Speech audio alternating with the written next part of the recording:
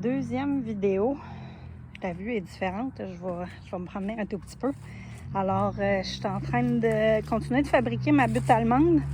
Je me permets, en fait, toute la zone qui est ici, un jour, va probablement se transformer en d'autres choses qu'un potager. Fait que je me permets de déborder un tout petit peu. Vous vous souvenez, dans le vidéo 1, il y avait une ligne là, un petit tapon là, puis là. Donc, en montant, j'ai diminué la grosseur des branches.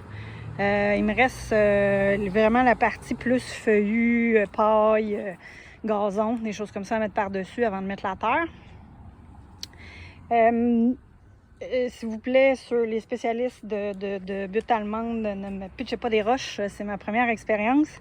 Ceci dit, dans le potager qui est sur l'asphalte, à une certaine époque, quand je l'avais rempli, j'avais mis des bûches et quelques branches dedans, justement pour essayer d'avoir un peu de nourriture pour les micro-organismes et une terre un petit peu plus riche. Et sincèrement, j'ai fait des tests de sol et je me suis fait dire que j'avais un très beau sol. C'était 8 pouces de terre sur l'asphalte. Fait que je pense que c'est concluant. Fait que je me suis permis, comme je vous disais, de déborder un tout petit peu au niveau où on voit qu'il n'y a quasiment plus d'espace entre cette butte-là et cette butte-là.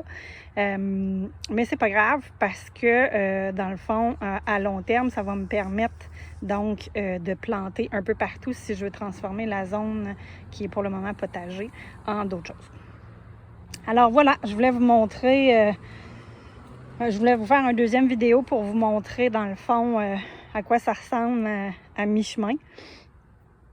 Donc, si vous avez vu la vidéo 1, il y avait des bûches au départ, au fond. Après ça, des branches un petit peu plus petites que des bûches. Donc, moi, j'avais beaucoup de stock de déco hivernale qui était en train de pourrir. Donc, il ne m'aurait pas servi. Alors, je m'en suis servi pour ma butte allemande. J'ai lu sur Internet que c'est correct quand c'est pourri, c'est efficace plus rapidement. Donc, accessible plus rapidement. On s'entend que des bûches comme ça ici, ça va être long avant que ça soit décomposé. Fait qu'on va avoir de la nourriture autant à court terme qu'à moyen terme que potentiellement à long terme, ce qui est super. Fait que c'est cela. Fait que suite dans une troisième vidéo.